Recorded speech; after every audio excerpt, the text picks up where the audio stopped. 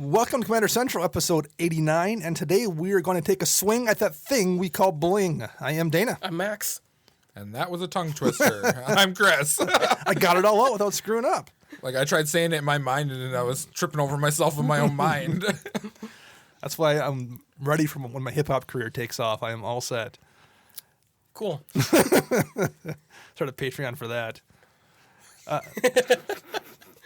So how's it going for you guys today? It's almost Friday. So I wrote this note. There's a note in my, I was going to say, like, are all your basements remaining unflooded? I wrote that last night before my basement flooded. Karma. Right, yeah. So it didn't flood. I had a little bit of water coming in. I spent most of the day dealing with that. It wasn't as bad as it could have been, and I think it's under control, but that was my day. It's something you got to look forward to, though, moving on. Once it leaks once, it's always going to leak. Well, and now that I've looked at it, I can see, like, oh, so okay, all these, there's a bunch of laminate tiles in the room where it's leaking, and so a bunch of them along that wall are kind of cracked. So I'm like, oh, so it's probably leaked before, but there's no high water damage, and so I think it's fine. I mean, if I get a little bit of water there every spring, and as long as I dry it out, it'll probably be not a huge deal. And it's a 100-year-old house, that's going to happen, so...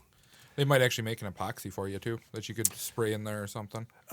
The wall right there has, like, that old-school 70s paneling that's not real paneling on it. Oh, yeah. no. So I could tear that off, I guess, and get back in there, but I don't know if I care enough as long as I can dry it out effectively. I'm not sure if it's going to be a big deal. There might be a dead body back there. Yeah, I don't want to know what's back there. Yeah. So, yeah, so that's my my basement story today. I dealt with that all day, and then I dug all the snow along the edge of the house there and hauled all of that away from the house, so there shouldn't be any more water coming in right there aside from just what's already in the ground. So we'll just let our listeners know this. Okay. So, what was it? Last Sunday, we got like A foot. A foot of snow. And it is Thursday today. Yes. And it is 50 degrees outside. Yes. Right. So it literally went from freezing to 50 degrees in 4 days. Yes. So this is what we're dealing with in the old Wisconsin. Yep. Yeah. Well, and I watched, because I walked home from work the last couple of days, and the city has been out basically trying to chip ice off of the drains and all the streets so we can actually, because there's a lot of streets downtown that are just like lakes, or it's just all standing water because the drains are all frozen over into the sewers. Well, that's when I took my car down to the body shop today. I was doing 55 down one of the roads. And I just look spraying water behind you. Well, it's really foggy out, too. Sure. So I couldn't really see too much, so I'm watching the lines, and the semi's coming along the side of me. I'm just like, okay, and all of a sudden I saw the puddle. And I let off the gas, and I went from 55 to 35 in a matter of seconds. Almost ate my steering wheel. I'm just like, oh, that was not cool. Wow. That's what happens when you get that much snow and it just melts quickly. At least the Dungeon of Love hasn't flooded yet. It has not. It's nice and dry down here. So Well, if it does, I'll bring a floaty. Yep. Exactly. I got the beer in the garage. We're set. Anybody play any fun games this week? Max was sick. He didn't make it to the shop this week. No, I had the stomach flu. Sure, he was sick. And Chris was there. What were you doing? You just practiced? You're testing modern or standard or something? I was building a new D&D character. Oh, that's right. I saw you guys had your binders out. And you were over rolling dice. And Yep. Nice. Yeah, because we might have murdered my character on Monday. So you have a new one. That's what happens when you stick to your role-playing guns like straight and true, and a barbarian lips off to you, and you're an angry little gnome who has no problem sassing back, and he just turns and one-shots you. Yikes. So you had to build a new character. Yep. I played a couple of good games. I did manage to drop a psychic possession on somebody when they cast Risk Expertise, which felt good, drawing 14 off that. Oh, no. Yeah, that worked out all right. In that particular game, though, I kind of raced ahead of everybody, and I was playing my Vela deck, and so I was in really good shape. I had a bunch of artifacts and stuff out. I was doing all right, and then I just top decked Rider Replication. Okay. And I had Vela in place. So I'm like, oh, well, everyone's life was under 20-ish or so. So I could just kick Rider Replication on Vela, and the way the triggers work is going to make 5 copies of her, which will all die immediately. So it's 5 times 6, so it'll do 30 damage to everybody. So it's going to kill the table. And somebody had a response. Like, I'm going to Chaos Warp your Vela. Oh, no. Which is the logical thing to do. And I was like, okay, that's fine. Put her in a command zone, shuffled my library, flip the top card over, and it was March of the Machines. Which is a good card in that deck when I'm prepared to play it. Yeah. And I put it, because if it's on my turn and everyone's been doing their normal turn stuff, and I drop it, when all my mana rocks are untapped and stuff, they all become creatures, and they're all unblockable because of Veil, I can pretty easily generally kill somebody. However, when I've spent all my mana casting that Rite of Replication kick, so all my rocks are tapped, and then it comes down, everyone else is like, oh, we see what's going to happen now. We're just not going to tap our mana rocks because they're all creatures too. So it wound up being, because of that Chaos Warp putting the March of the Machines in play, it made me, I eventually won the game, but it took like an extra 7 or 8 turns because everyone was able to respond to it in a way they couldn't normally. I remember hearing a judge call from one of your games, or someone's game over there, about a creatures, artifacts turning into creatures. Can you still use the equip function if it's equipment or not? What was the ruling Lightning on that? Greaves, and you can't. Okay. They maintain all their types, so like that's still an equipment. If you have a spell that destroys target equipment, it would still be able to kill Lightning Greaves, even though it's a 2/2 creature. Yep. But you can't use the equip keyword ability. Oh, okay. So Makes that's something unique to just to equip, I believe, because they can use other keywords on cards, but you can't equip an animated piece of equipment. Right. You can still tap your mana rocks for mana. You Yep. just can't equip an equipment if it's a creature. So that was the judge check on that. But yeah, that came out at a weird time. That was like a perfect Chaos Warp. Not only did it stop me from winning the game, it screwed me up for like 7 or 8 more turns.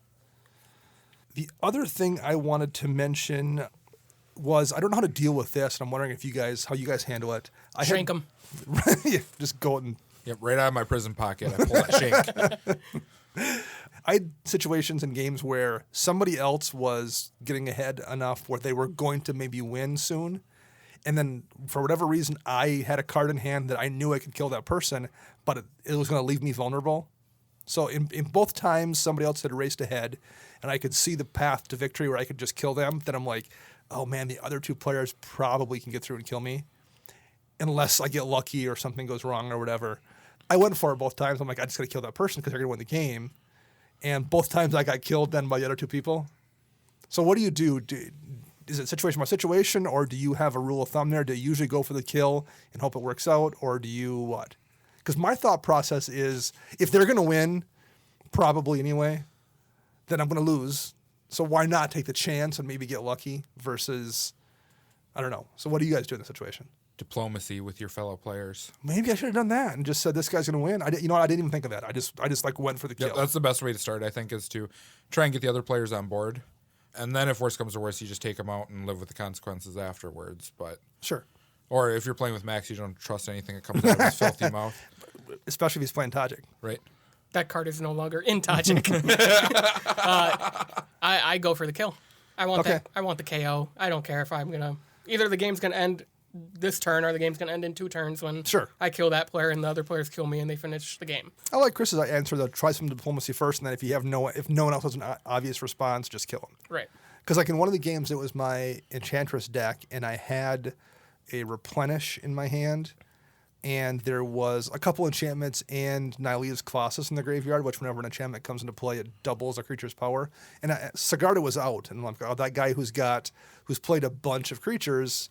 I can't remember if it was, I can't remember what deck it was. I think it might have been Najeela or something. So he had a bunch of warriors out, and I could see the infinite stuff was about to happen. I'm like, if I cast Replenish and the Colossus comes back with the enchantments, Sigarda becomes a 60-60 or something, and I'll just one-shot him because he had nothing in the air.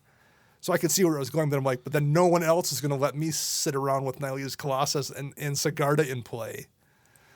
So I don't even know what I could have done in terms of I think politics. You were SOL with that one right there. Because just Enchantress decks in general, people hate those decks. Right. So. Yeah, at that point in the game, yeah. So I made myself an enemy, but I think you have to take the chance. Because what are you going to do? Just pass a turn and then lose the next turn? You might as well go for it. Yeah, get that kill. Well, then you just play like every other player and be like, oh, I could have had you. Hey, see this? I should have done this. Oh, if I would have drawn one more card, my top deck was this. Yeah, I could do that too. No, don't be that person. Never be that person. Well, if you want to give us your answer to how you handle the situations, where would you find us on social media, Chris? You will find us on the Twitter birds. Tweet. Oh, you were going to do that. I was going to tweet. We should do it like a turkey, like gobble, gobble, gobble, gobble. Next Thanksgiving. You can find us on there at CMDR Central.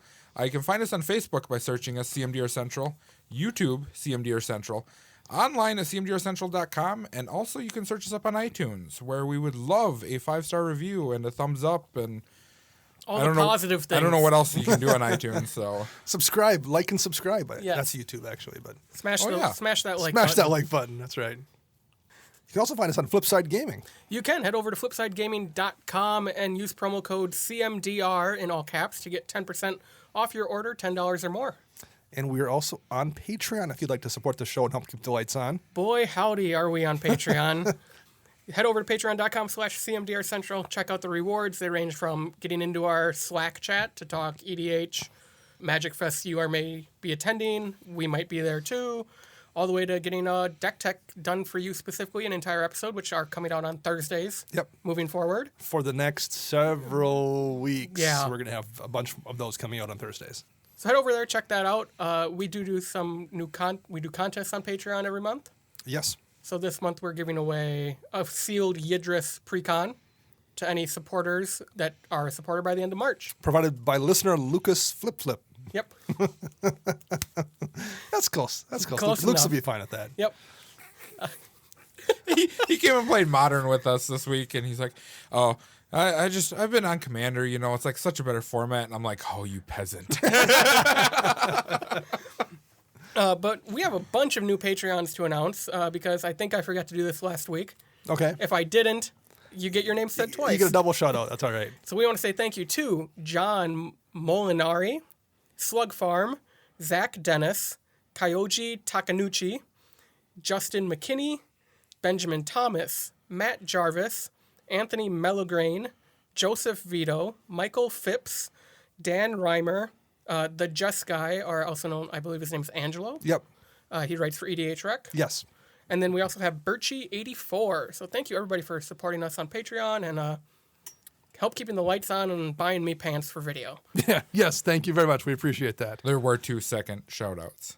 I remember talking about the Jessica. Yes. We mentioned He won the contest last week. Oh, is that that's what right. it was? That's what it was. Yeah. Yeah. Cool. I just like the name, the Jessica. I love Yeah, that's it. a good name. Yes. Speaking of EDH Rec articles, I had a new one that came out this week, so Chris has a new card he can troll me with. Oh, what is it? Divination.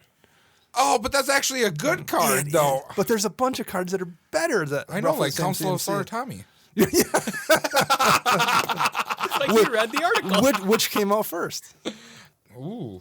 I think Council did. Council did. Yep. Because they printed Divination was in the core set, and they wanted to have it named something that could be in every set. Yep. So they 'Cause changed I think it to Council, Divination. like, I have a 10th edition one or something like that. Yeah, I think that's what it Yeah. was. So, but there's things like Search for the Golden City, the same CMC that has an option to draw 3, and there's a whole list. If you want to go to EDH Rec and read my article on Divination, you can do that. And I also wanted to mention the Legendary Creature podcast this week. It was a show that came out on Tuesday. It was I can't remember the title of it. It was Pet decks. yes, and armchair something pet decks. I forget. Therapy session. Therapy session. There we go. And at one point they mentioned my Gliss of the Trader deck. Very complimentary. I appreciate that, guys. Thank with you very 4 much. basic lands. Yeah, right. That didn't get brought up. That did not get mentioned. What? I think they were looking at an older version of it before I took too many lands out, and I've now then added more of them back in. So, but they mentioned listening because we did a kind of a deck tech on that way back. Before episode 25, I want to say. It was Yeah, I pretty think early we on. had our first deck tech. Because Max kind of ran the show that time, and you were asking questions. You guys were both asking questions to me. So they mentioned that show. So I went back and listened to it on my walk into work because I was curious what got said. And one thing that I thought was kind of funny was you guys were asking me about Instance, and I mentioned Putrefy. I'm like, oh, it's right on the edge of being taken out. It's a good card, but if only it could hit a few different targets, that would be perfect. I'm like, they'll never print something like that. And then we got Assassin's Trophy just for me. So And Windgrace's Judgment. And Windgrace's Judgment, right, which is better too. So yeah, we were discussing that. I was like, oh, that was nice of us to request a better Putrefy just for me. I appreciated that. So anyway, listen to Legendary Creature Podcast. They do a nice show just in general, and we appreciate the shout-outs. They referenced our show and me this week, so thanks a lot, guys. Note on that, they are not family-friendly. They are not. Yes, they have absolutely. a great disclaimer right in the beginning of their episode. There is a little bit of swearing in there. Yeah. It's probably, I would say, CCO level cursing. If you listen to our friends like Commander Cookout, it's very similar. Very true. I know if you ever listen to us and you hear me kind of start talking stupid where I'm like pausing all the time, because I'm about to swear and I immediately catch myself. I'm like, okay, now what word do I put in there that replaces that one? I do that too. I'm really surprised. It's interesting what people can control when they swear and when they don't, or I don't know how that works, but like my wife she teaches first grade, so she obviously can't swear at school, and she does a good job of not swearing. And when she gets home, she just unleashes. She's a sailor. Yeah. Yes, Yeah. She is. Whereas I don't swear much at home. Maybe it's because I can swear at work because I work in IT and nobody cares around me. Yeah, I don't really swear a lot at home, but man, she unleashes. I just swear. Yeah, right. So yes, check those guys out. Let's talk about our show today. Well, we are Commander Central. We've been doing this now for 89 episodes. Oh, you mean like the topic? The topic. Although 89 episodes is pretty crazy. So before we start, should we make Dana's ego a little bigger? Okay. About how there's going to be how many planeswalkers in the next set that Dana might have called? Yeah, that's a good point. 30 is a 36, right? 36. We mentioned that briefly on the deck tech we did. Yeah, we're not for sure how they're going to be, but you called it. There's going to be a lot of them. I think I'm going to wind up being. I still think I'm right that they're going to be the reverse flip walkers. I on this note though, what happened if he forgot he signed an NDA and now we have to bail him out of jail? I don't think I signed an NDA, but we'll find out, I guess. We can just get a third host. That's true. Yeah, you guys will be fine without me. Live from prison, Dana Roach. That would be a unique spin. Skype in. A unique spin on Commander Podcast, Skyping in from prison. Are you part of the 99 or are you the guy in charge? Instead of for Patreon, you can just send me smokes. That'll be the new Patreon stretch goal. Send the currency. Dana cigarettes in prison. No yeah. menthol, so. Right, no, that doesn't go over well. Okay, we're going to talk about Bling here and blinging out your deck in particular. Okay. So let's talk about that. We all do it. So I know don't know what Max you're talking does about. it. I don't do anything Well, like that. your Alesha deck, I've seen you put some foils in it. Are you actively attempting to foil that whole deck out or no?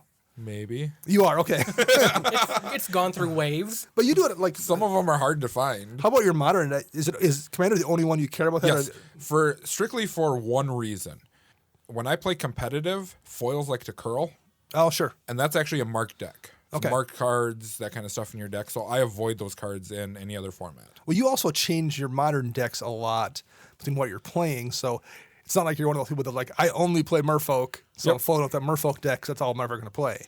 You switch decks a lot, so it's tougher. You don't want to invest in something. Unless I can't find the non-foil version and all I have is a foil, like an LGS, then I'll pick it up, but otherwise I try to avoid them. Okay. So your Alesha deck, you're in the process of working on that. Max has two, I think. Two. Your Dramoka deck is almost done or mostly finished? Dramoka is 95% done. It's missing a Resplendent Angel and a Shalai. Okay. And those are probably just waiting until they actually drop in price because they're in standard right now. Yes. Okay. And Brago, you were working on that. Brago is missing 4 cards, and they're all really expensive. Okay. And one will be cheaper when it is not in standard. All right. So you have a couple that are almost done that you're currently working on. Yes. I have 3 decks that I have foiled out over the years. My Glissa the Trader deck, my Isperia Sphinx Tribal deck, and my Reki deck. I don't think there's any active cards that have foils I don't have. So I think all 3 of those are quote-unquote done as far as you can go. Like there's a Bayou in my Glissa deck, and that doesn't have a foil, and there's a Triangle of War that has no foil. So there's some cards that don't have an existing foil in those decks, but as far as I can get them foiled out, I've got them foiled out. Triangle of War and Modern Horizons. It is reserve list. Oh, is all it? Okay. ridiculous cards to be on the reserved list.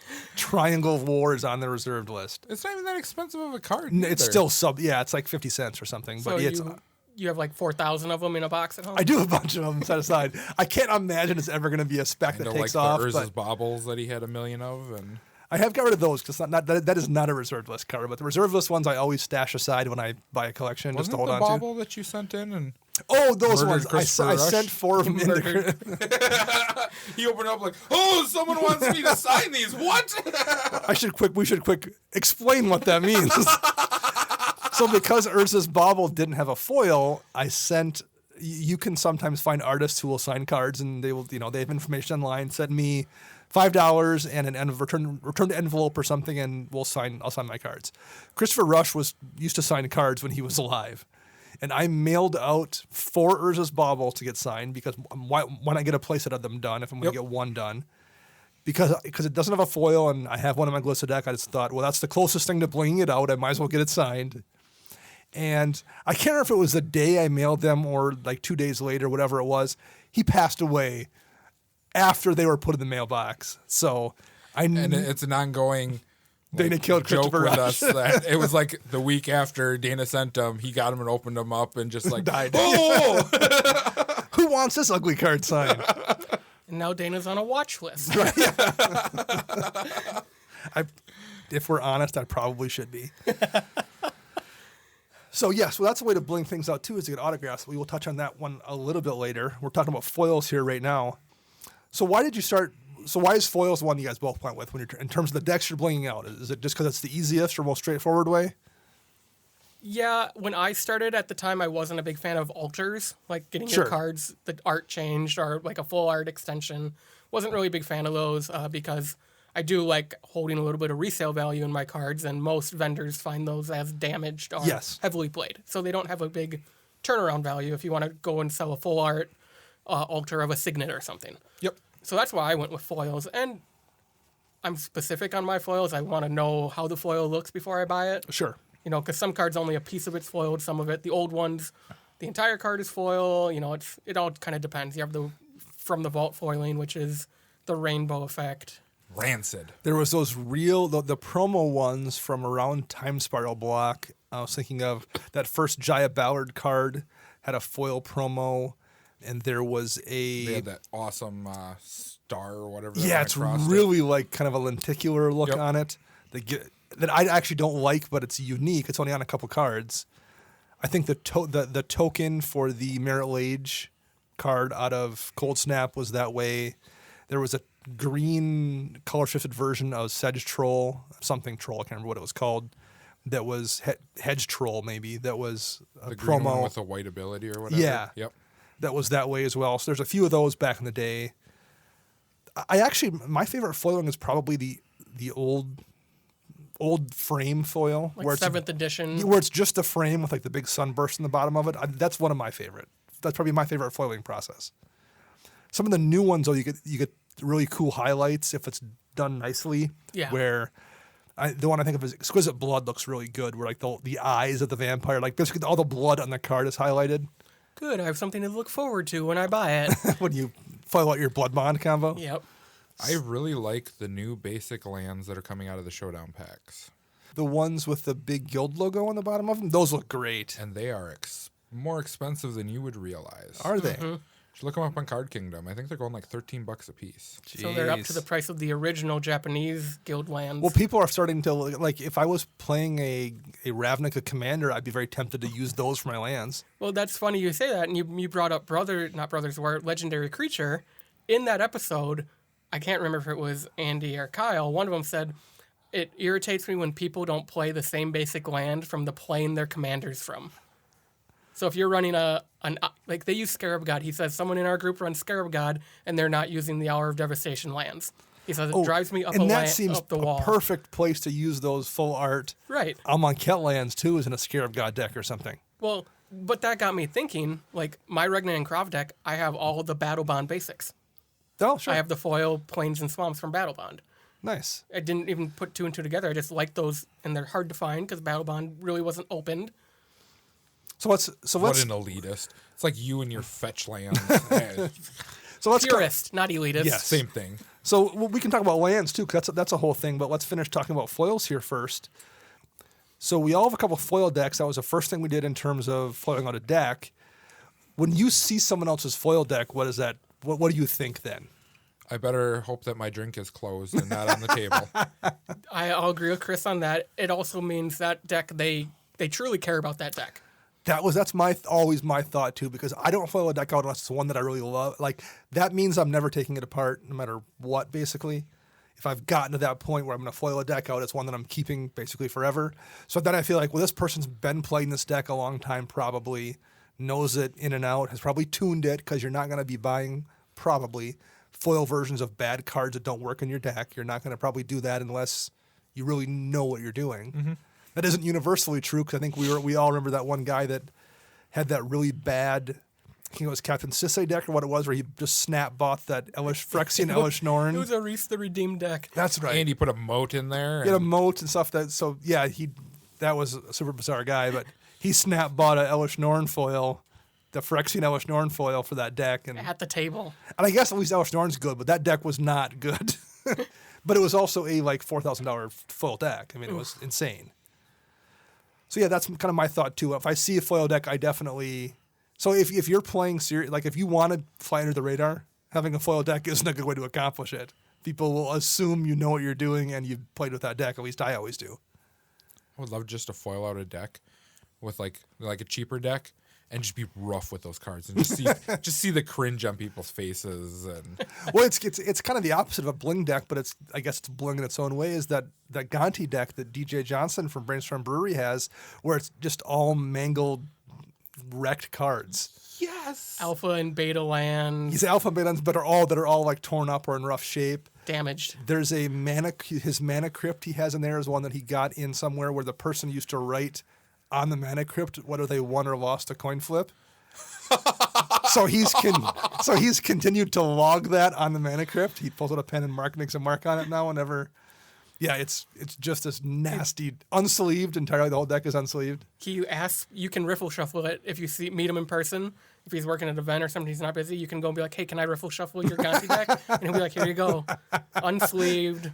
Ugh. So it's the opposite of a blinged out deck. I mean, I'm really good at riffle shuffling. I would take him up on that. But he does, like, he'll post too, like, oh, I had this really bad beta Soul Ring in it, but I found a worse one this weekend, so he'll replace it with a worse one that he finds somewhere. I think the most recent one was he upgraded, and that's the wrong use of upgrade. He upgraded from a damaged alpha demonic tutor to a more damaged beta demonic tutor. It actually makes sense in my mind. Because if you play an unsleeved deck, if all your cards are damaged, they're not marked. Right, sure. Right. Yeah. Yeah. I thought that's a pretty clever way to kind of bling out your deck in your own weird way. So that's one I'm a fan of. One thing I would say about foils, and this is just generally a lesson, it's easy to start foiling out a deck if you buy foils when you're just putting a deck together. And I don't think you should just default to buying foils, but if you're picking up cards, I would at least look and see what the price is on foils. Number one, then if you decide to foil the deck out later on, you've already spent 50 cents for that one land instead of 25 cents, because there's a lot of times the foils are cheap. Not always, but like sometimes they are. But you also get super weird things where the foils will just blow up in price in a way that the regular card won't. Because the legacy players are stupid. Or something like takes off and it gets big and the regular card doubles in price and the foil quadruples or goes up by tenfold. And I've got two examples I looked at here of cards of mine way back probably 5 years ago or so. I had a Mimeoplasm deck I had put together that was a +1 counters deck. And one of the cards I ran in the deck was Nature's Will out of Kamigawa block because I had a Pestilence in the deck and a couple other things that did damage to all creatures. Yep. And it also adds +1 counter, so it just synergizes with the deck pretty nicely. When I bought Nature's Will, and I'm looking it up on TCG Player, looking at the price, it was 75 cents at the time to buy Nature's Will, and the foil was $1.10. So I bought the foil, because I'm like, well, for 30 or 40 cents, I might as well just buy it. That foil's at $30 now. I was going to say the card itself is almost 20. The card itself is almost 20, but that foil's 30. I paid an extra 30 cents for that foil, and it's worth $13 more than... Right. Then the 30 cents extra I paid has now turned into $13, let alone the entire increase. Right. Wow. And the other big one that jumps out at me was when I put my Recce deck together, I didn't know I was going to like it at first, but I still wanted to pick up the cards for it, so I didn't have a Recce, so I bought Recce. The regular Recce at the time was 75 cents, and the foil was $2.10, and I bought a foil. Because it's your commander, too. You're going to see it. So I'm like, I might as well just buy the foil Recce History Kamigawa. He is currently in foil, $28. It's all because of you, Dana. Yeah, right. Well, that's because probably like the legendary rule that changed and people running Sisei decks and stuff. So I'm not saying just buy foil versions of cards, but even if you're not pimping out a deck and you're going to spend 50 cents on some card and you can get the foil for 60 or 75 or something, I would say buy the foil. Well, I do a lot of drafting. Sometimes I buy packs. I always save all the foils. Then I go through everyone's draft chaff that they leave on the table, and I take their foils out. Sure. Another card I wanted to bring up is Terramander from Ravnica Allegiance. It is a $3 card, a $20 card in foil. Yes, exactly. And that was probably left behind in piles And after it's the an pre-release. uncommon. It's not even a rare. It's an uncommon. Yeah, I bet you could find those in chaff after the pre-release. Yep. I mean, nowadays you couldn't, but like at the time you could. Right. So that's a good way to get started. Like even if you're not sure you're gonna foil a deck out, if you start picking a few of those foils up when you put the deck together and spend an extra $5 on your total order, Right. that can often pay for itself. And then if you go to foil that deck out, you're like, well, the three biggest pieces I've already happened to have because I bought them when they were nothing in foil, and now I've got them. That makes it easier to do the rest of the deck then. Yeah. I tell everyone to save their foils because you never know. Back during the Shadows over Innistrad, I was playing a playset of Tireless Trackers. 3 of my Tireless Trackers were foil. I think it was just like a year ago. I decided to, trade in some cards, and I'm like, let's go through my foil binder, see what's all in here. There's those Tireless Trackers, and immediately the store owner's like, I'll take those. I'm like, sure, what are they at? And I'm like, okay, yeah, we'll get rid of these. Yeah, that makes a huge difference. So even if you're not blinging out a deck, keep an eye on that kind of thing. So Max mentioned altars. That's kind of the next way to bling out a deck. And this is what your deal's been lately. You've been picking up a lot of altars. I have, specifically from Ryan at CCO Podcast. Yes. He does great work. He did my Space Odyssey lands for Jamocha. I'll probably post a picture of them when the show launches on my Twitter, and I'll tag the show so people can kind of get a look. I don't know why, but he did a signet or something that I bid on, and I got the work. I got the card finally, and the work was super impressive. And so I'm like, okay, this is kind of cool. And like, foil signets are kind of hard to find. Oh, what are you laughing at? I'm just laughing that we're talking about these altars from CCO and how everyone seemed to bid you up hard on all these altars. yeah. And now you're talking about it on air. Oh, yeah, I know. I'm being paid to advertise, man. It's just good work. So, like, I'm starting to try to, get all my signets that I run in altars, or maybe not Jamocha, because that's a foiled out deck, and that won't get an altar, except for the basics. But some of the lesser decks, like, I don't think I'll ever foil Tajik out, so I'll do altars. I'll put those in there. Sure. I don't mind altars per se. The only thing I worry about is some altars, the card is actually thicker than another card. Yep. They can, and that can be a problem, particularly if you're playing in a tournament or something. Yep. Less of a big deal in Commander, probably, but it can be an issue in a tournament for sure. It can be if you're in the Commander Championship tournament at Vegas. Well, yeah, because didn't Ryan have a fully altered deck that he wasn't allowed to play? He has a fully altered Animar deck. Every card is altered. The judge loved it, but he said, nope, I can't. Yep. And there's a ton of different versions of things they can do with altars. You have the altar where someone has turned Liliana into, some anime character or Princess Leia or whatever, or you have the ones where it's just like a border extension. The one I've been seeing a lot lately is a floating border using the old basic lands, because the old basic lands, the only thing that's foiled is essentially the actual border or the frame on the card. So they basically paint an extension outside the frame, so the frame is basically floating there on the card. Those look really good. Nice. That's kind of a new thing I've been seeing lately. And it lets you combine a foil with an altar too, which is kind of something that you don't often get a chance to do. I got a altered Veil of the Nightclad as a Christmas gift from a local artist, Mark Richter, and we gave away one of his Light of Anticipation a couple months back. Correct. He does really nice work. So I got that. He just gave it to me because he did the work and it looked really sharp. So I put that as I had a Vela deck, so I just swapped the commander out with that one. And then Max got me a Mere Battlesphere altar that Ryan at CCO did for my birthday, which is a card running that deck. So I put in the Mere Battlesphere as well. And then I just happened to be looking last week at Ryan's auctions, and he had a Bajuka Bog that he had done an extension on it, made it into a full art card, basically. So I wound up winning that auction. So now I have 3 altars in that Vela deck, and now I'm like, well, do I want to maybe work on that as my next long-term project and try to alter the entire deck? That'd be cool. That's going to take a long time, because like the thing about foils is when you get to that 80% mark, whether you've been trading for cards, picking them up, you get to that one point where you're like, I'm down to 15 cards and I can just buy the last $300 cards. Well, or you just like, or I can that's just. how I am in Alesha. Or They're all just- the expensive ones. That's Brago. But you also get to the point where you're like, well, I can just buy 15 of the last 20 I need for $11. So you just buy them all at once and get 3/4 of the way through. That's not going to happen with an altar deck. I'm going to have to. It's all one at a time, but it's fun too. Like maybe it's going to take me 5 years to get it done, and that's okay. Yeah. So altars are tricky. It's also a different game. Like I remember when we first got some altars done, I got a Glissa altar, and you got a Tajik altar And a Daxos. and a Oh, Daxos. I have Ladies, the Daxos you altar do. still. And that was It's in my binder. probably 6 years ago. But like that was at the time, there wasn't a lot of people doing altars. No. It's kind of frowned upon at that time too. Yeah, and the quality wasn't like ours are fine, but they're not amazing. Right. Whereas the ones I see people doing now, people have just gotten really good at doing it and figured out how to do it well. Like one of the things I really noticed on my Glissa, the around the text box isn't super clean. Mm-hmm. Whereas the Battlesphere I got back from Ryan and the Vela I got from Mark are really tight. Like they do a really nice job on those borders in a way that people maybe weren't doing that good of work 5 or 6 or 7 years ago. Probably not. So the artists have gotten a lot better and figured out the tricks and tips for doing that too. And you can just find out people that are doing altars. So if that's your jam, there's a lot of really amazing stuff out there in terms of altered cards. Didn't you get a couple from the proxy guy, Dana?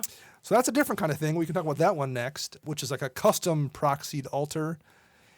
That's a really gray area. Yeah, I did. That's like I got my Ursus Bubble because I don't have the signed one. So I had him. He made a masterpiece, a Kaladesh invention masterpiece. Yeah. When I played your Glissa deck the one day, I drew that and I looked at it. I'm like, what's there a Mox Opal doing in here? I'm like, wait, that's not Mox Opal.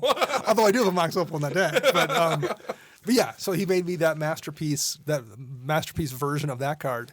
So the problem there you get into is the difference between a custom proxy done to look good and an exact duplicate proxy. I mean, the difference is one looks like something else, I guess, but that runs into a really gray area because if someone's able to print up a good-looking proxy that's an altar, they conceivably can also print up just a fake version of a card. Yeah.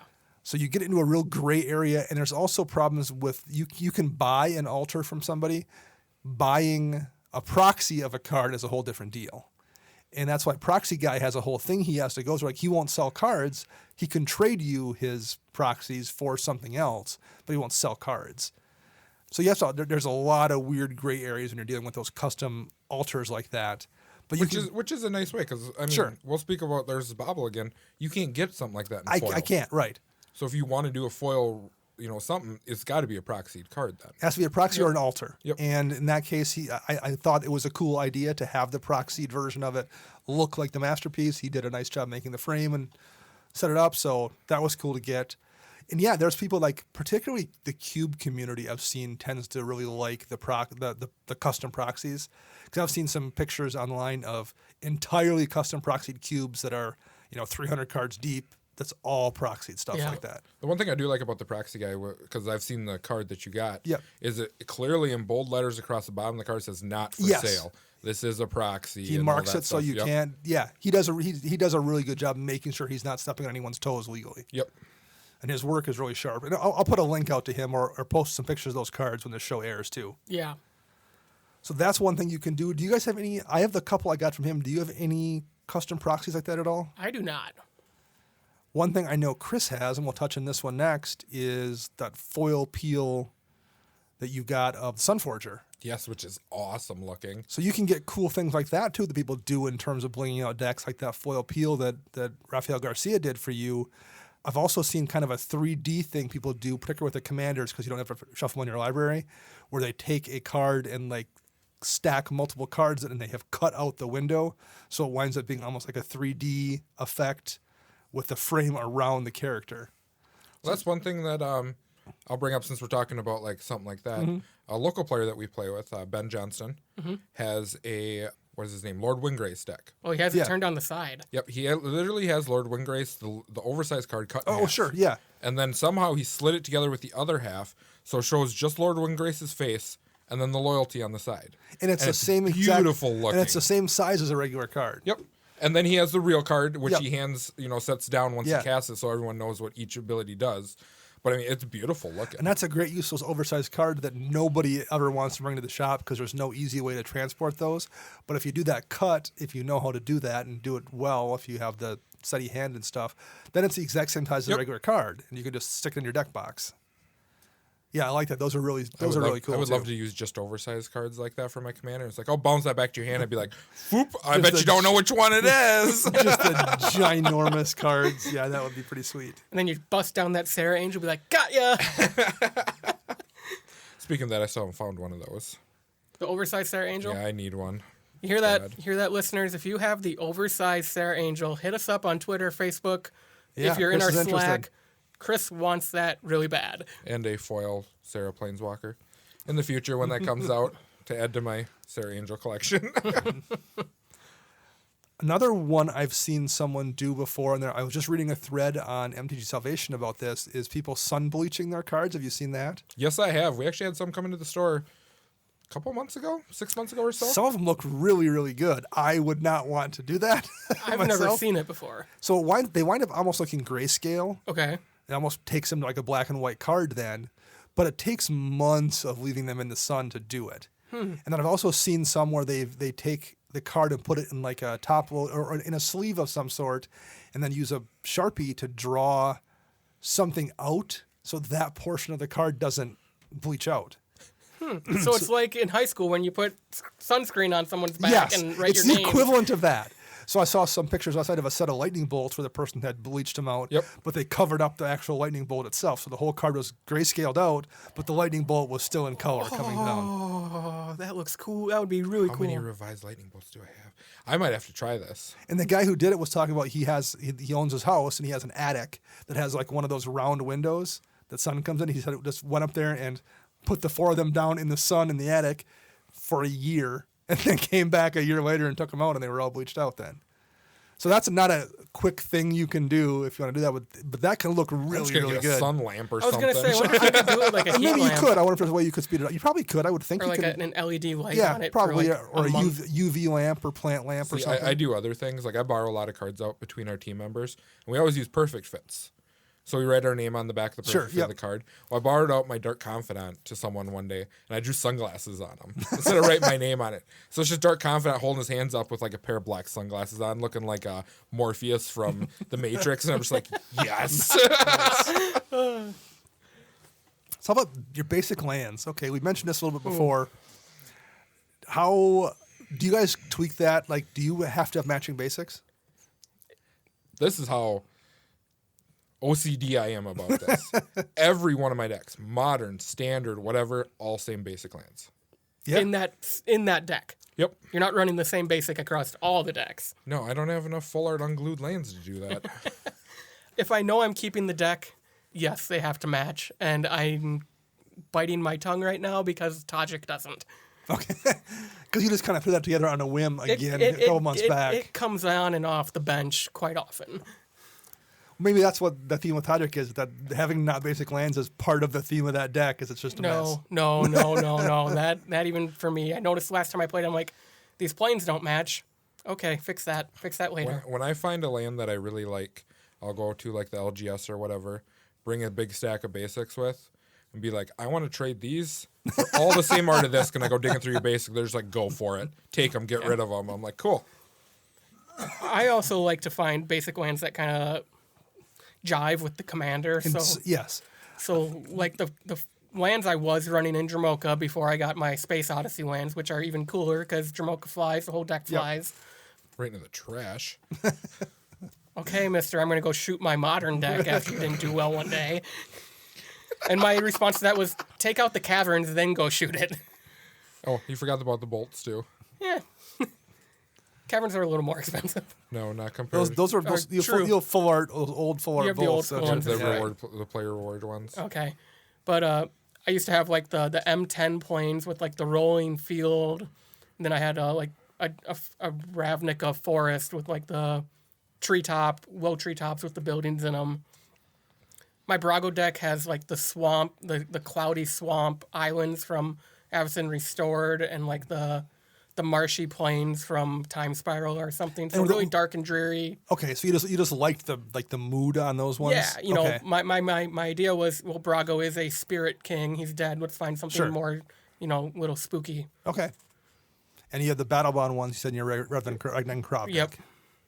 So how about you? Do you describe ones you like, Chris, or do you try to keep it on theme somehow with the deck? Oh, I don't keep it on theme. I just grab ones I like. Like my Alesha, all my foils are the... Odyssey? No, they're the special foils out of the... I just brought them up earlier. The Showdown packs. Showdown packs. The original okay, sure. The Showdown Yep. packs from last season. All my foil basic lands are from Showdown packs. Nice. Other ones, I prefer, honestly, older lands. I like the older Yeah, I borders. tend to as well. All that. For myself, my Glissa deck has Odyssey lands. which are ridiculously expensive now. All 5 of them. Yeah, All all 5 5 of the of them. basics, yes. I'm up to 6 now, 6 of each.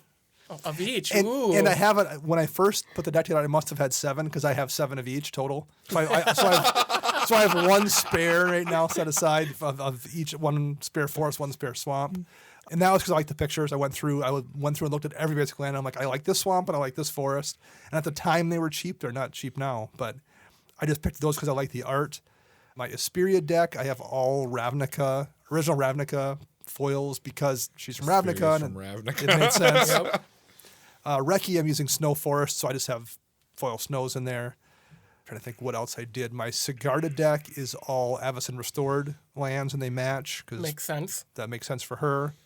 Such purists.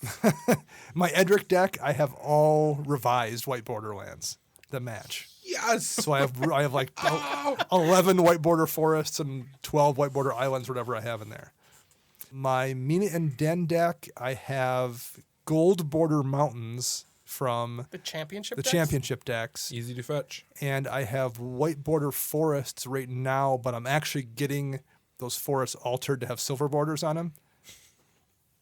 And I can do it myself, but I don't have a steady enough hand to do a good job. So I'm just getting them made silver because I'm like, oh, I like the contrast with the gold.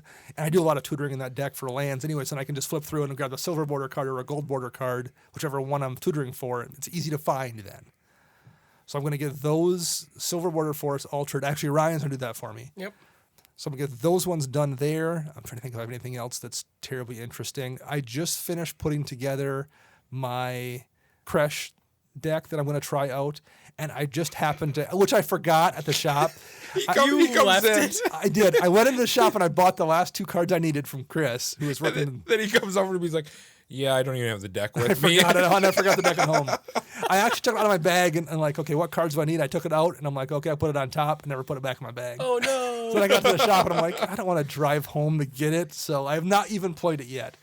But I just so happen to have, from years of picking up collections, I have like 3 or 4 of most of the, was it Unhinged or Unglued was the first unset? Unglued. Unglued has those like really weird with the really thick brown borders on them. It's the cracked eggshell. Yeah. Yep. And I happen to have like 2 or 3 or 4 of each of those. And it's a 3-color deck, and I think I have 3 of each basic in the deck. So I happen to have enough of each, so I just threw those in that deck. So that's what that one is running for basic, just because I happen to have them. They look cool. It's something Nice. different. And my Vela deck currently has all Mirrodin matching basics in it. Which Just makes because sense. it's an artifact deck, and I thought it fit the theme, even though I'm not. She's not from there, but I thought that one fit too. But I think lands are weird right now because once upon a time, like even when we first started playing, the in-demand basic lands would have been the full art Zendikar ones, or the second, John Avon the lands. Avon ones from the Unhinged. unset for the most part. Yep. But since then, we've gotten BFZ lands. another set of BFZ full art ones. We have the full art Amonkhet ones. We've gotten Unstable lands. the unstable lands that have no border at all. Like those are legitimately Those to are the probably end of the card. most expensive ones right now. In too. foil, those are really Well, pricey. even in just the regular full arts, I think they're like $6 or $7 a piece. Yeah. There's the Grand Prix lands. Grand Prix put out there. There's those sequence of lands that all are right in a row that I think Therese Nielsen The did. Guru lands. The Guru lands. Those have been out forever, though. Yeah, but they've now become something people have chased, and the price has blown through the roof on those. Even like not that long ago, betas from Basic were $1 or $2. Those are almost $25 a piece for a beta basic, just from people blinging out their decks with beta basics. So we have one of the kids that I play with on our team, Mr. Parker. Might have talked about him a few times. He had a revised white border plains in his Pyromancer deck. Okay. And it bothered one of our teammates to no end. That he went digging through his collection, found a beta plains, came walking in the store and just threw it at him and said, "Put that in your deck." Wow. Well, even the unlimited lands are worth like $1 or $2 a piece, which just look almost no different than the revised ones. Right. Yep. So I mean, there's just so many choices for lands at this point. It's tough to, because somebody on Brainstorm Brewery last week asked about investing in lands, Yeah, investing in basics. in which like what's the safe ones to pick up, and their answer was There's not. There's not, because there's so many choices. Everyone just picks what they like, and there's no consensus on what that is for the most part. Yep. Just pick what you like Honestly, if you were to invest into them, my honest suggestion is the Battle Bond full arts. Or the Unhinged. Unhinged. Whatever, yeah. Or the betas. The betas are probably pretty safe too. But beyond that, we're going to get every year or every other year, we'll get one new contender, whether it's the Guilds of Ravnica ones we got this year that have the guild symbol and like the really fancy In the guild kits. kit. Those guild kit lands look really, really good. You want to see your podcast host go broke? Print me full art snowlands, and I will go Well, broke in a heartbeat. yeah. Like at some point we'll get more basic. So yeah, get the ones you want. Yep. But there's always going to be something cool for basic. So just play the ones that you like. The other cards I want to mention people tend to use for Bling out, and when we posted a few of them on our Twitter this week, was those full art player reward cards. Chris, you mentioned that. Oh, I love those. I have a lot of those. It's a coincidence because we really didn't decide on this topic didn't. until yesterday. And I started, right, and On I posted Sunday. those those full art player rewards, so many of those look so good. Yeah. And some of them are in foil and some aren't, which is really annoying. Yep, and now they're doing it as Magic Fest. Right, they just promos. re-announced that, right? It's going to be a pack of 4, I think, cards Yep. you get for those Yep. kind of things. And 1 in 4 packs are all foils. Yeah. So that, once again, there's going to be something cool in those packs, and you're I going to have almost to chase have those foils. a playset of the new full art bolts now too, to go with my old full art bolts. Nice. Those are really good looking cards. But a bunch of those old full art ones, the Players Reward ones, like that Sign in Blood looks really, really good. The Harmonize looks great. The Damnation is a really good. There's a Damnation and a Wrath of God that are very similar looking cards. Look, They are identical Awesome. except for one's black and one's white. white. Yeah, yeah. The arts are like almost exactly the Yep. same thing. Yeah, those are all great. The Cryptic Command is beautiful. The only problem with the Cryptic Man is you have to remember what it does. What does it do, Dana? I always screw this up. You return a creature to an opponent's hand, to a player's hand. Target permanent. Target permanent. Okay, so I'm already wrong. It boomerangs, counter target spell, tap all creatures target player Your controls. opponent's control. Opponents. Your opponent, all opponents. Yep. Okay, or draw a card. Yep. Okay. That's why it's actually decent in EDHs because it's all opponents' creatures. Get Okay. stacked. All right. One of these days, you guys will ask me that, and I'll be right. I'm going to study that up. I do have to say though, yes, they're nice to bling out, but you need to know What what they the do. card is. Yes. I cast I can't remember what the name of the card is now. It's 5 mana, draw 4 cards. Sorcery speed, blue. I can't think of it. Tidings. Yes. Cast it during a 1v1 tournament, and the guy's like, that's not what that card says. I'm like, oh, yes, it is. He's like, you're not drawing 4 cards for 5. I'm like, yes, I am. And had Judge come over, he's like, yeah, that's how that card works. I'm like, what's up? There's some weird ones in there too, like Tidings, that isn't a heavily played card, but it has that Yep. that version of it. I think Mana Tithe has one of the full art ones. Yep. Vindicate, I believe. I think Vindicate and Mortify each have one. and And Putrefy does too. See, that's the other thing is like Putrefy and Mortify. They have 2 separate different clauses. Like Mortify hits an enchantment, Putrefy hits an artifact. And you have to remember which is which. Yep. Which, because I always confuse those. I always have to read the Putrefy. What is this, artifact or enchantment? Okay, Yep. it's that one. Yeah, if you're doing the full textless one, then you have to know that. On the topic of textless, people like to do foreign cards. Right? Yeah. Wingdings, that's what we call them. But yeah, no, I've seen full blinged out foreign card decks for mean, sure. Jason Alt is a big fan of those. Yeah. He'll say, "Hey, I'll sell you my American English, my English versions, make a profit, and get the Japanese version of it for the same and make money out of the deal." I played against a guy in Star City Games Modern Tournament who had a completely altered with foreign language affinity deck. And he told me before we started, he's like, that's what it is. If at any point you want an errata, call a judge or whatever, I'm like, oh, I know what every card in Affinity does. You don't have to tell me that. There was somebody at Vegas, and I didn't even play in the game with him. I just happened to be walking past the table, and I stopped to watch, whose deck was mostly Russian cards, Ooh, which I believe are also the most expensive foreign language cards. they are. It looked really good, but I was like, I don't want to deal with that. I have to remember, particularly in Commander, it's one thing in Modern There's where Singleton. yes, it's one thing in Modern where number one you have a much more limited card pool, and the cards that are actually played in decks, you know what they are. Someone's Well, and then you get old cards like the Word of Command I have that you have to like read the errata 12 Right, times yes. over and then read all the rulings on it. I can't imagine trying to explain that if it's like in a foreign language. I was trying to figure out Illusionary Mask the other day, which is kind of the one that lets all your creatures come in and play with Morph. Yep. Okay. And I read the errata, and the errata's a nightmare, let alone when you read the card. The errata's really poorly worded. As it is, reading the card itself, I'm like, I have no idea what all the interactions on this are, because back then they used to always throw clauses on there like, if it's enchanted, it also does this, and if it has a +1 counter, that counter, and it refers to counters as chips or something. I mean, it's ridiculous. So yeah, know what your cards do, please, if you are blinging them out, because the full art Bajuka Bog I got from Ryan, I know what Bajuka Bog does. It comes into play and hits somebody's graveyard. That's easy. Comes into play, tap, makes a black mana. That one's easy to remember for me. I play a lot of Bajuka Bogs, but there are some cards, some lands I don't always remember what the clauses are, and I definitely would not want to have a textless version of that card. Yeah, and don't be offended when people ask you to actually pull up the correct, like an English version of it, because you're the one running the foreign language card. Don't be offended that your opponent doesn't know every card in Magic's history. It would never bother me if I'm playing a foreign card and someone's like, what does that do? I explain to him, because I play a couple foreign cards in Modern, and I'll tell them what it is, and then I'm like, you can call a judge for it. I'm like, or I don't care if you just pull out your phone and pull it up, but set it on the table in front of us, so I know that you're not cheating or anything, but then it's sitting there for you to look at. And they're like, oh, I trust you. I'm like, sure, works for me. Yep. I think blinging out these decks too, it gives you, because we've all hit that point with the deck where it's kind of done. I mean, I still make a lot of tweaks, but like tweaking out one card every other week, the deck's still kind of done.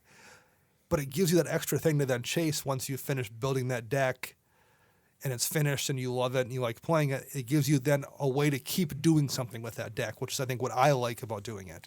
Yep. It's like raiding in WoW or something. Like, that's the next thing. Right, sure. You've finished completing your character and now you want to go on to the next raid. Right? That's close, right, Chris? Sure. Or just grinding the same dungeon over and over again, trying to find that one mount drop. I'm so glad I don't play that game anymore. I bring that because I'm literally doing that in Borderlands right now, is that I'm just raiding through the game to level my character for the third game. I guess a tip that I would throw out there, too, after you're done foiling your deck, if there's ever a new card released that says, you're like, oh, that could go in that deck, hunt it down and foil immediately. Because you already have the deck foiled, so if you ever want to try it, it's already in foil and it's ready for your deck. Smothering Tithe did that to me. I was not quick enough, and now it's like a $20 foil. Really? Yeah. I'm glad I have two. I got two of them right away because I knew I wanted one for Asperia, and then I wanted a second one for my Zero deck, which isn't a foiled out deck, but I'm like, I might as well get it. I'll get it in foil just in case. For the Recce thing, I'm like, I could see that card That being... card is awesome in draft because it wheels the table. No one ever takes it, and you're just like, sure, I'll take that one. Well, it's Commander, here you that's come. That's one thing. Like, even in Commander, though, people should pay Ristic Study. They try to. Usually, nobody pays Smothering Tithe so far. Nope. 2 mana is a lot. Especially on your draw. On your draw step, before you know really what's going to happen in your turn. That's a lot to have to give up. So, yeah, that one definitely, that card's been fantastic so far. You just play Soul Ring and you just always leave it tapped. Just like, I'm just paying I'll pay for it right there. Even then, though, I don't want to do that. You don't want to do that. It feels bad. Well, it's not like you ever see your Soul Ring out of your deck anyway. That's true. So. That is a really good point. Any other things about the bling you guys want to say here? I liked your point though about just sometimes just you got to pick one up and that's just what it is. You just like my deck's all foiled out, because that actually bothers me. If I know I'm going to put a new card in my Recce deck, I'm like, okay, I want to add Guardian Project for sure. I knew I was going to add that to the deck. I'm pretty sure I'm going to leave it in there, but maybe not. But I still was like, okay, I could pick up Guardian Project for 50 cents, or I could buy the foil for $1.50. I might as well. I got the foil right away. Like, I didn't even test it out. I just went straight to the foil for it. No, that's great advice. Yeah, like Chris said, if you know you are going to want to try the card, and if it's cheap enough to buy the foil right away, get it. Yeah. Worst case, you just now have a foil rare that may or may not be expensive during standard season. I can think of one other way that I've seen people bling out their decks. And we'll talk about the nice, generous person, Lucas Flip Flip. Is that what we called him earlier? Yep. Lucas Flip Flip. He white borders his cards. Yeah. Like, he erases the black border to make all his cards a white border. No. I would not do that, but yeah, I've seen that. Drives me nuts. I think it's awesome. I love it. I mean, it's cool, but it just drives me nuts. I wouldn't do that to my decks. I've got one more piece of advice I would kind of do or kind of recommend to people. If you're foiling out a deck in particular, sometimes you can have that temptation to buy the cheaper version of the foil, and I've done this before. just think long term about whether or not you're going to be happy with that version of the foil. And I'll give you the example. At one point when I was foiling on my Glissa deck, the Judge foil Soul Ring was like $100, and the From the Vault was like $35 or $40. It's like, I'll get the From the Vault one because it's cheap. The Judge foil looks spectacular for one, and eventually I got to the point with that deck where I'm like, oh, it's almost all foiled out. I really wish I would have got the good version of Soul Ring. So then I eventually did pick up the Judge foil and put it in the deck, and I was able to move that From the Vault onto my Asperia deck, which I was. But then at some point in that Asperia deck, I'm like, well, the deck's almost foiled out, and I want the real good version. So then I moved the Soul Ring onto that one too. The real good versions. You don't think so? What is the pin version of Soul Invention Ring? is the best one. I think the Judge foil is the best version of Soul Ring because it has original art. Blasphemy. I'll take either or if anyone wants to donate one. I won't be picky. I actually like the inventions a lot. I think they look good because it's such a bizarre looking card. Yep. But it's also readable, unlike the Invocations. But I just like the fact that it's original Soul Ring art on that Judge foil for Soul Ring is what makes me like it a lot. So that's my selling point for the Judge foil. But I've done that before with cards too, where like I think Darksteel Citadel for my Glissa deck, and it's a cheap card. It was easy to do when I picked it up for the deck, but I had the M14 or M15 version in there. And at one point I'm like, I want the Darksteel one or whichever one it is. And that was a cheap thing to do, but at some point you're going to find yourself buying the $20 card and then later on wishing you had the $50 card. Like Ghost and that's Quarter? annoying. Oh, yeah, Ghost Quarter. Because the original Ghost Quarter art is so much better. And it's beautiful in foil. Yeah, it is. So if you have your full deck foiled out and you've bought the cheap Ghost Quarter, you're going to be annoyed.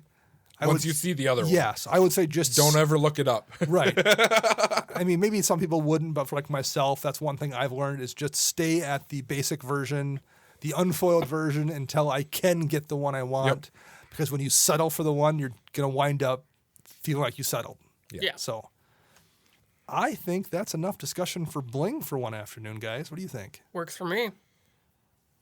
You should get a hold of us on the Twitter birds or whatever your preferred method of communication is, though, and let us know about your blinged decks. We'd like to see some pictures, actually. If you can send us pictures of cool blinged out decks, that would be awesome. Yeah. So until next week, I am Dana. Not next week. Until next Thursday. Until Thursday. When we have a Deck Tech show, I'm Dana. I'm Max. And I'm Chris.